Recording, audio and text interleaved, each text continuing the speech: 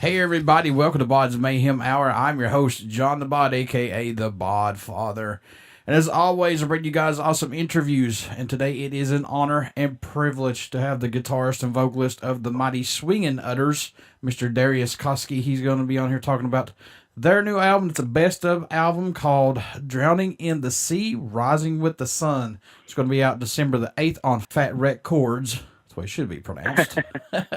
But Darius, man, like I said, glad Swingin Utters are still around, and thanks for being on the show, dude. Thank you, man. I'm glad we're still around, too. It's been a really, really long time. Yeah, 95. We're all really old now. No. It's all good. It's like that. It's like cheese, dude. When you go and you want to make great cheese, that's what it is. You know what I mean? Exactly. It's good. Cheese or wine. Or Yes.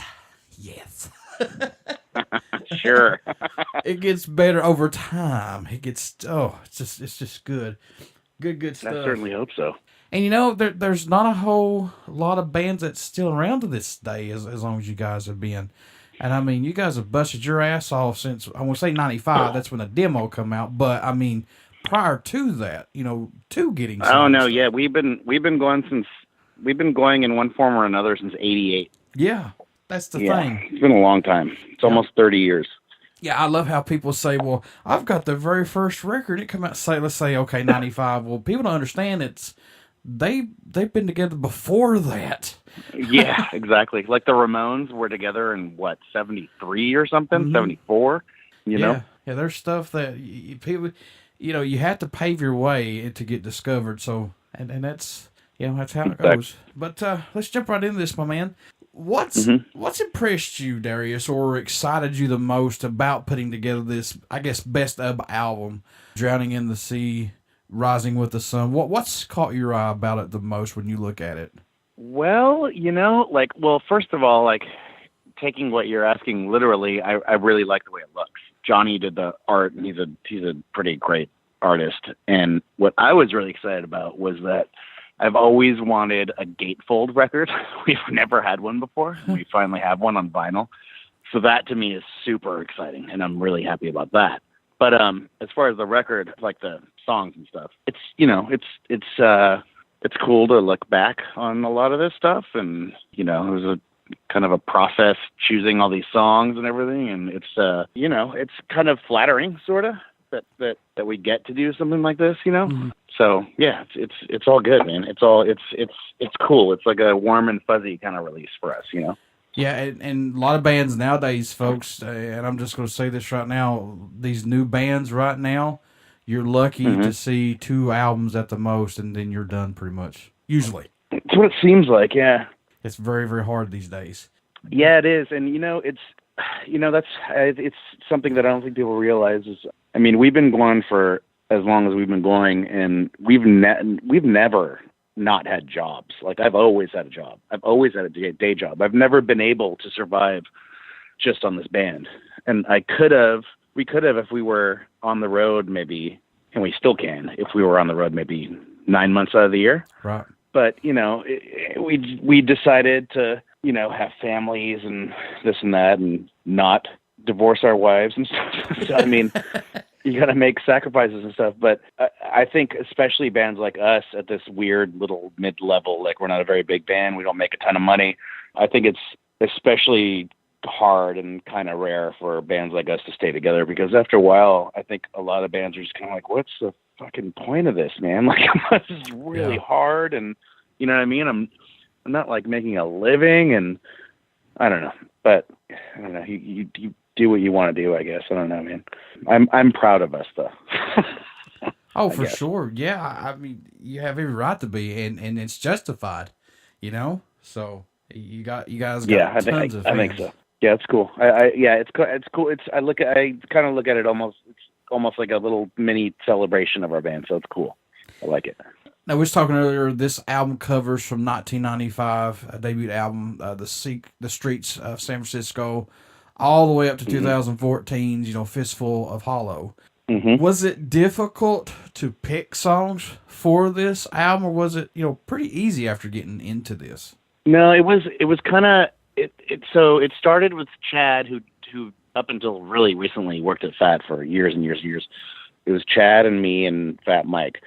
I actually invited the rest of the band and even past members to join in and put in their 2 cents on what they thought should be on the record, but nobody was interested, which I thought was really strange. But I think maybe for them it was a little too close to home, so they didn't really want to put in their 2 cents. So it was basically me, Chad, and Fat Mike sending each other lists of songs, basically. And it was weird because our lists were pretty different in the beginning, and we would kind of argue with each other the merits of whatever song. And for me, I started like choosing the obvious ones that I know or that our fans like a lot, because just playing through the years, like things that are always in our set list, like those are kind of the obvious ones. But then I started choosing ones that I like, and those are usually, the almost like B-side stuff or like the more acoustic-y stuff. And then I started to realize that it's not a record for me. It's a record for our fans who like our music. So it actually helped having somebody not in the band kind of put in their 2 cents. Like Chad is a fan of the band, and Fat Mike's 2 cents were good. And we just kind of put these lists together and came to a consensus sort of. But it was sort of an interesting process because it was weird to see songs that they chose or didn't choose. But yeah, it actually wasn't that easy. And it was in the works for months and months and months, and it kind of got on the back burner for whatever reason. And then we kind of resurrected it and finally finished, but it was kind of a painstaking process. There's a lot of songs. So yeah, there's like 30 some songs on this album, I think, right now. Yeah, it's like 30 something, right? Mm-hmm. That's impressive. That's really impressive. Yeah, that's good. Speaking of that, Darius, is there any songs on here that have surprised you that made the cut that's, may not have been played live or anything like that, possibly? Man, I wish I had it right in front of me because I don't. I think there are. I'm trying to think of what the hell is on there. I think there are definitely songs that are on there that we never played live, but it's one of those weird things. Like there's some songs on some of our records that Fat would do these polls every once in a while where like online, like, what's your favorite song from the new record? And they would choose a song that like they would basically do this online poll, and there'd be like a top 5 kind of people's favorite songs on the record. And it'd always be funny because a lot of the times a couple of the songs would be songs that we never played live and still never play live. But for the most part, there's things that we play. I mean, there's some like, okay, let me see. I got it in front of me now so I can, because there are some though. There's like, all right, like My Glass House, we've never played live before ever.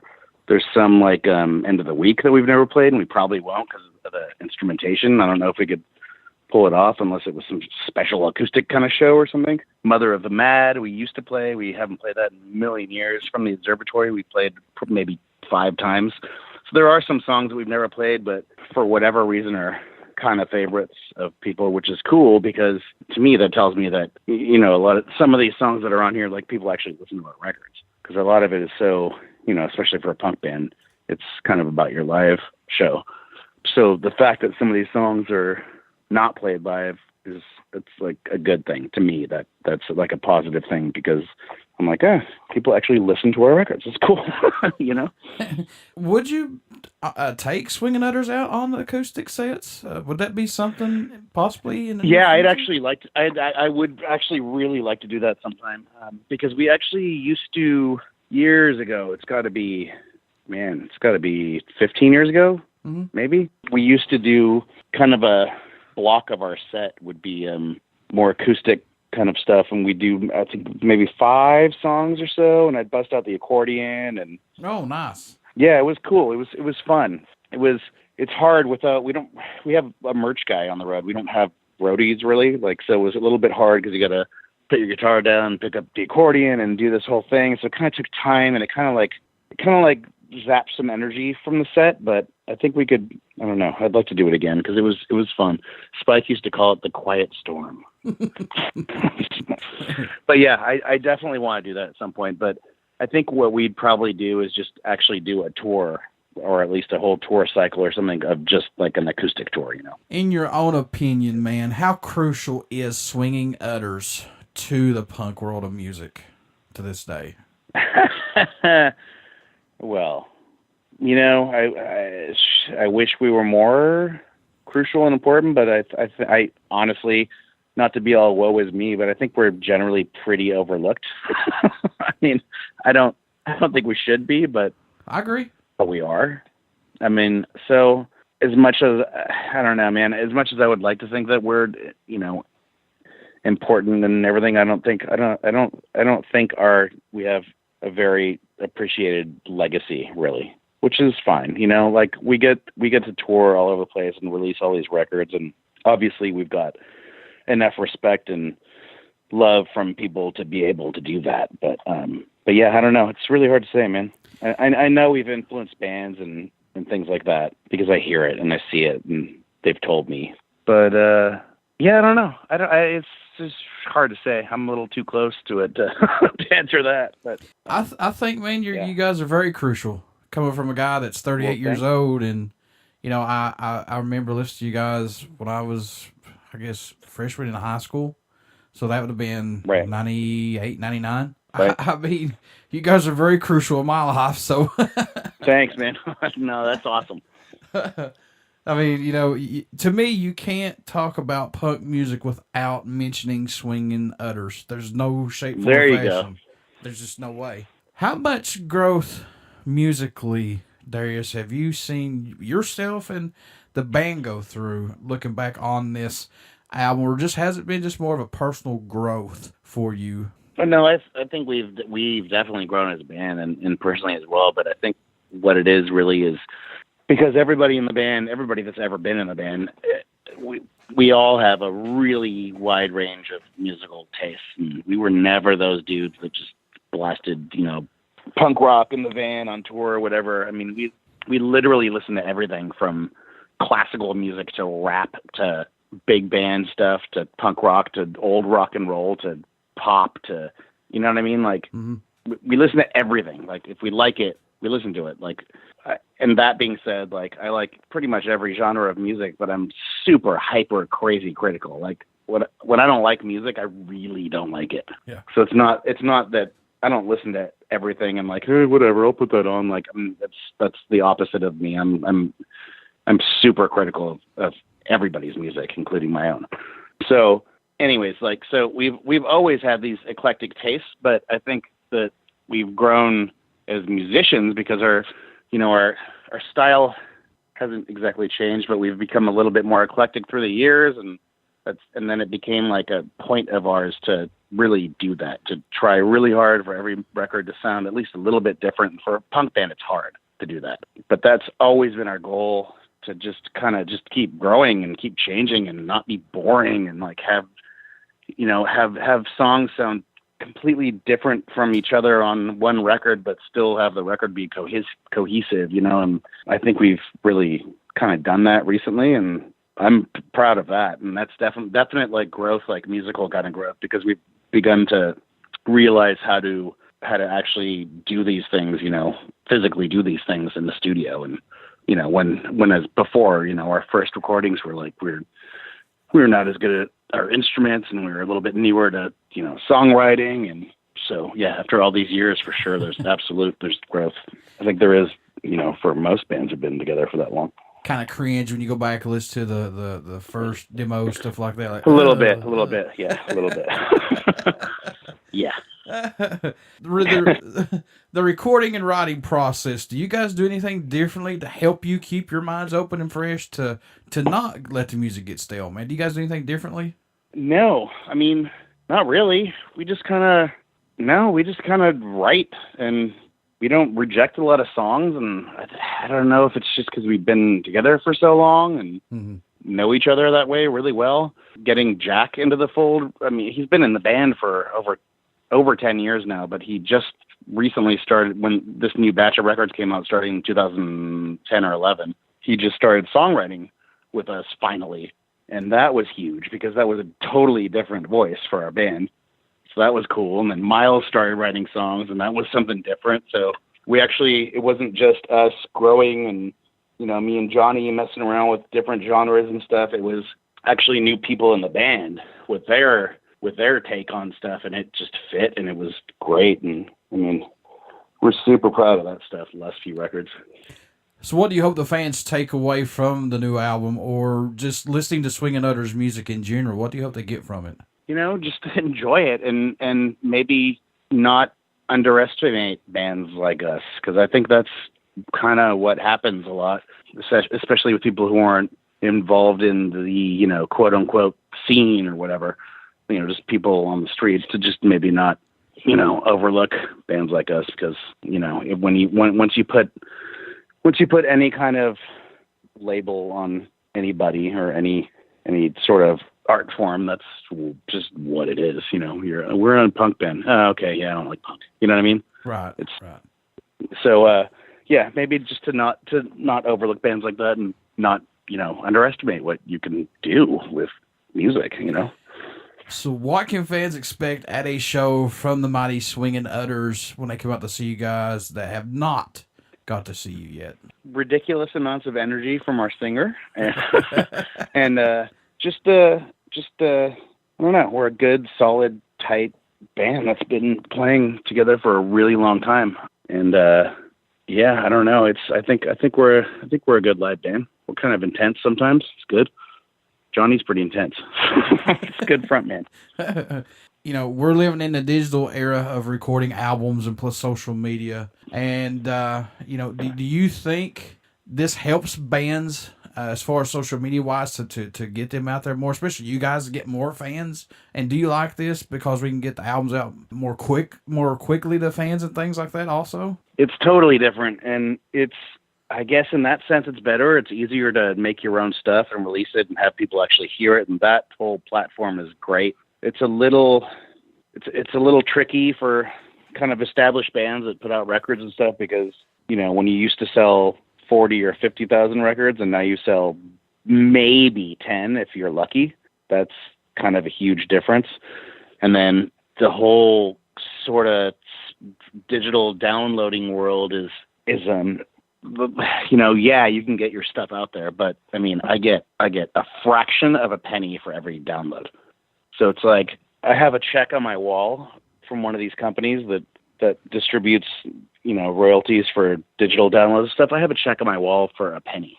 Oh my God. They actually sent me a check for a penny. I've gotten more than one, but that was the first one I got, and I was like, oh my God, and I put it on the wall because I thought it was so amazing. Holy shit, man. But you literally get a fraction of a cent.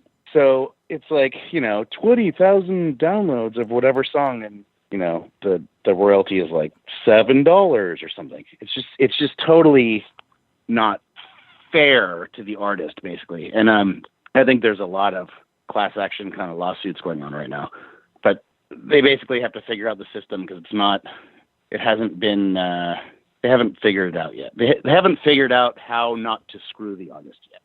Man, basically. Wow, that's crazy. So that's a problem. That's not cool, but all the other aspects of it are pretty cool, because it's really easy to discover new music. I miss the days of, vinyl records and cassette tapes and mixtapes, and that's how you find out, because your friend knows so many cool reggae bands and he makes you a mixtape, and you know what I mean? Like, yeah. I miss that stuff a lot. Yeah. So I kind of pine for those days a little bit, but I don't know if that's just me being nostalgic, but it brought me closer to music, because I'd buy the record and I'd sit there and I'd put it on the turntable and I'd read the liner notes and I'd read the lyrics and I'd look at the art, but I'd miss days like that.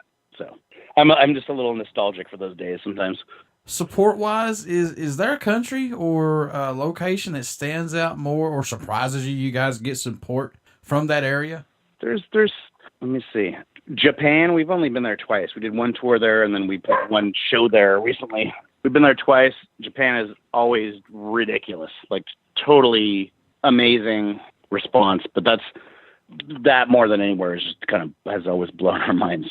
We've only been there a couple times. But other than that, like there's always cities here and there that are good, both in Europe and here. Like Chicago's always been great. Seattle's always been great. Portland's good. Denver is probably, I would say Denver is hands down the best scene in the entire country, and has been forever. I mean, when we played our first show in Denver, it was probably in the early 90s. I don't think we've ever had a bad show in Denver for whatever weird reason. I don't know why. Denver? I mean, I would never guess that Denver would be that great, but It is. Always has been. Yeah. Anyways, there's cities here and there. In Europe in general, they treat you better. Like the clubs generally treat you better. They have a little bit more respect for, they actually consider you artists there, and a lot of the clubs are subsidized by the government. They're kind of helped, to pay for the bands and stuff like that. They make food for you and have these crazy spreads for you when you show up, and they're just way more respectful in that culture of artists in general. So we like going there, obviously. But yeah. What made you want to become a musician, Darius? What was that spark for you that said, yeah, that's what I want to do right there? I'm not really sure because I've been playing music since I was 5 when I started playing violin, and I played piano soon after that. I played classical music for most of my life till I was a teen. So I don't really know, but my uncle played violin, and I saw him play, and I was like, I want to play violin, and I started doing that, and then it just became something that I did, like from really early in my life. So I got used to it, and then I just listened to a lot of music, and there was never one moment where I was like, I want to do that. It was just so ingrained in me that I couldn't fathom not doing it. And then when I got old enough to realize, I can do this, and I can, be in a band, it just was a no-brainer. So, is there anybody that you would like to work with out there today, right now, possibly, or somebody that's passed away that you would like to work with, or gotten to work with? Who would you choose, man, possibly? Probably, I appreciate like really good songwriting and stuff. So I would go to, the great songwriters. Like I would love to work with the Beatles and Ray Davies and Elvis Costello and Elliott Smith and Tom Waits and people like that. People who are just like sort of the iconic songwriter kind of people, more than anything. Because that's mostly what I give a shit about, is just writing good songs. And a lot of those people did amazing things in the studio too. I mean, like whatever, obviously like Beatles and stuff like that. That'd be cool to, be a fly in the wall on any of those recording sessions, obviously. But really to work with any of these, any of the great songwriters, like Dylan, I don't know, like who would not want to work with that dude? That would be great. Any of those people.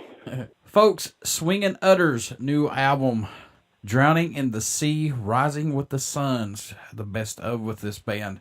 It's going to be released December the 8th on FAT WRECK CHORDS, and I suggest all of you folks to pick this up. This is a great, great band. I have been a fan of those guys ever since I was a freshman in high school, going into high school.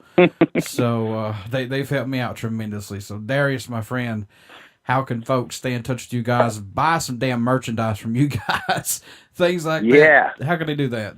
You can go on, I think there's a link on our Facebook page, and there's also a link on at swinginutters.com. Before I leave, and our singer actually makes all our merch too, so you're getting it right from him. Oh, that's cool. That's I didn't know that. Yep. That's pretty damn awesome, actually. Yep. Do it yourself. Yeah, we do. Definitely. Before I let you go, would you care to do a promo for the show? Sure. This is Darius from Swingin Utters, and you are listening to BODS Mayhem Hour. Everybody stick around. We got some great, great music coming up, and you only hear these interviews right here on BODS Mayhem Hour and Uber City Radio. Thanks, Darius. Thanks, man. Now you're the golden.